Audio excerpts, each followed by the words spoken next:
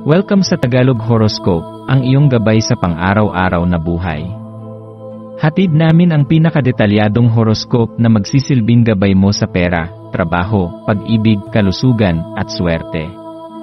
Naway magtagumpay sa buhay ang lahat ng ating tagapakinig at subscribers sa buong mundo. Maraming salamat sa pag-subscribe at tanggapin ang siksik, liglig, at umaapaw na biyayang hatid ng Tagalog Horoscope. Ito ang iyong pang-araw-araw na horoscope para sa Libra para sa Pebrero 24, 2025. Ngayong araw, Libra, dala ng enerhiya ng Pebrero 24 ang isang kakaibang pakiramdam ng kalayaan at pagkamalikhain. Para kang hinahatak ng universo upang yakapin ang pagbabago at mga bagong karanasan na magbibigay sa iyo ng sariwang pananaw sa buhay. Ang pakiramdam ng pananabik na sumubok ng bago ay maaaring maging napakalakas, na para bang may tinig sa loob mo na nagsasabing, ito na ang tamang panahon upang lumabas sa iyong comfort zone. Mayroon kang likas na kakayahang makibagay sa iba, at ang iyong bukas na isipan ay nagiging daan upang matanggap mo ang iba't ibang pananaw at posibilidad na maaaring hindi mo pa nabibigyang pansin noon. Madali para sa iyo ang makiisa sa iba, at ang iyong diplomasya ay isa sa iyong pinakamalalakas na sandata sa pagbuo ng magagandang relasyon. Ngunit sa gitna ng kagustuhang sumubok ng bago, marapat ding pag-isipan kung paano ang kawalang interes o apatya ay maaaring makasagabal sa iyong pag-unlad. Sa dami ng mga pagkakataong lumalapit sa iyo, maaaring may mga pagkakataong hindi mo napapansin ang tunay na halaga ng kasalukuyang sandali. May tendensya kang maging masyadong nakatuon sa hinaharap, iniisip ang susunod mong hakbang, ang susunod na tagumpay, o ang susunod na bagong bagay na magpapasaya sa iyo. Sa iyong isipan, palagi mong tinatangka na planuhin ang mga susunod na galaw upang matiyak ang tagumpay, at bagamat ito ay isang magandang katangian, maaari rin itong hadlangan ang iyong kakayahang mapansin ang kagandahan ng kasalukuyan. Habang abala ka sa pag-isip kung paano mo makakamit ang hinahangad mong mga bagay, maaaring hindi mo napapansin na ang kasalukuyang sandali mismo ay nag-aalok na ng kaligayahan at kasiyahan. Hindi mo kailangang laging maghanap ng bago upang makaramdam ng sigla. Minsan, ang pagpapahalaga sa kung ano ang mayroon ka sa ngayon ay sapat na upang maramdaman mo ang tunay na kaligayahan. Ang araw na ito ay isang magandang pagkakataon upang suriin ang iyong mga pangarap at layunin. Ano ang mga bagay na matagal mo nang gustong gawin ngunit palaging ipinagpapaliban? Ano ang pumipigil sa iyo upang abutin ang mga ito? Maaaring ang sagot ay hindi kakulangan ng kakayahan, kundi takot sa hindi inaasahang pagbabago.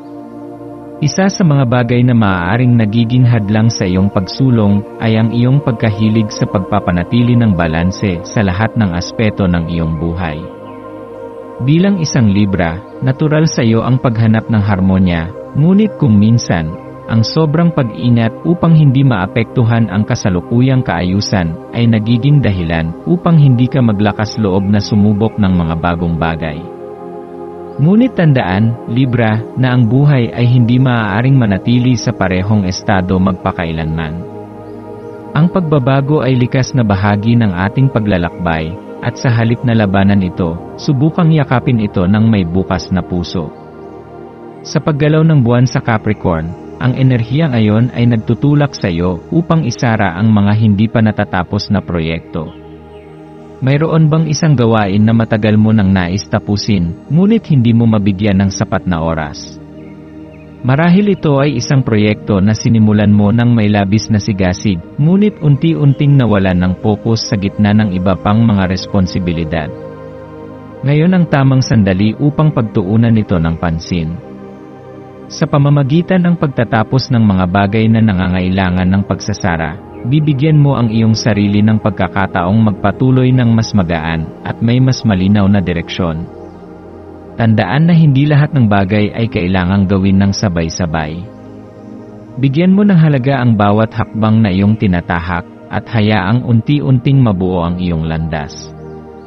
Isa sa pinakamahalagang aspeto ng araw na ito ay ang koneksyon sa mga mahal sa buhay.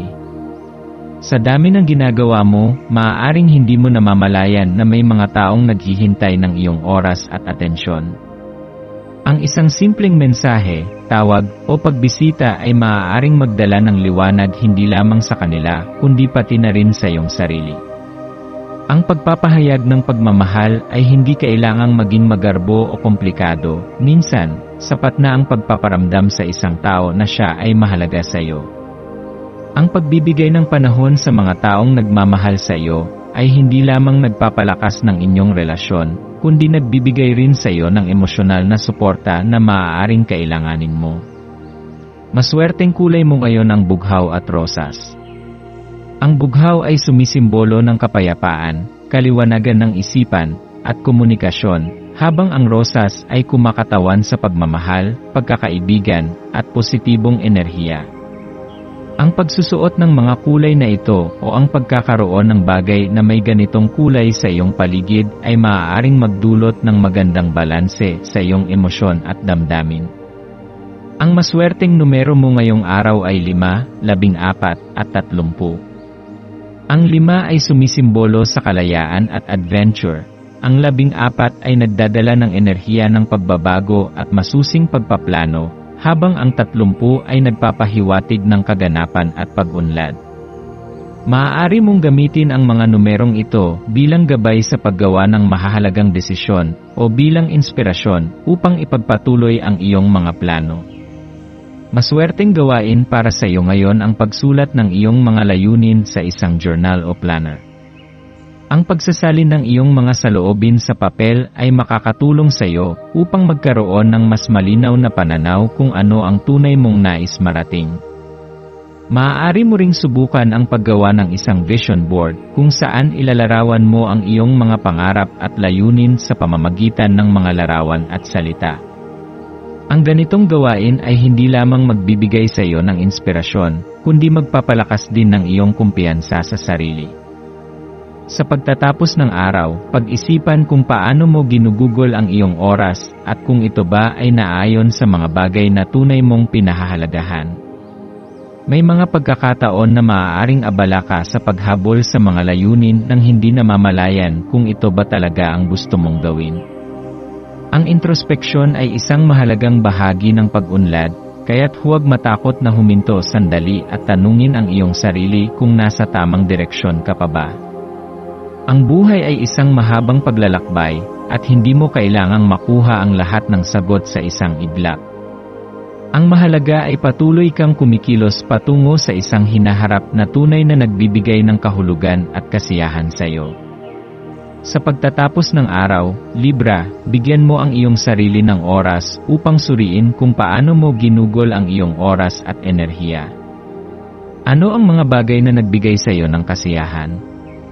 Ano ang mga bagay na dapat mong bitawan upang magkaroon ng mas maayos at balanseng buhay? Ang araw na ito ay hindi lamang tungkol sa pagkilos kundi pati na rin sa pagninilay. Ang tunay na tagumpay ay hindi lamang nakikita sa kung ano ang iyong nakamit kundi pati na rin sa kung paano mo natutunang pahalagahan ang iyong sarili at ang iyong paglalakbay. Tandaan, Libra, na ikaw ay isang nilalang ng balanse at kagandahan. Nasa iyong likas na kakayahan ang pagkakaroon ng diplomatikong pananaw at ang kakayahang dalhin ang kapayapaan sa anumang sitwasyon. Ngunit sa gitna ng iyong mga responsibilidad sa iba, huwag mong kalimutan ang sarili mong pangangailangan. Yakapin mo ang araw na ito bilang isang pagkakataon upang mahalin ang iyong sarili, upang ipagdiwang ang iyong mga tagumpay, at upang magpatuloy sa iyong landas ng may tiwala at determinasyon. Ang buhay ay isang patuloy na paglalakbay, at bawat araw ay isang hakbang patungo sa mas mataas na antas ng pag-unawa at kaligayahan. Huwag matakot sa pagbabago, sapagkat ito ang susi sa iyong paglago. Patuloy kang lumakad ng may tiwala, at huwag kalimutang tamasahin ang bawat sandali, habang ikaw ay patungo sa isang mas maliwanag na kinabukasan.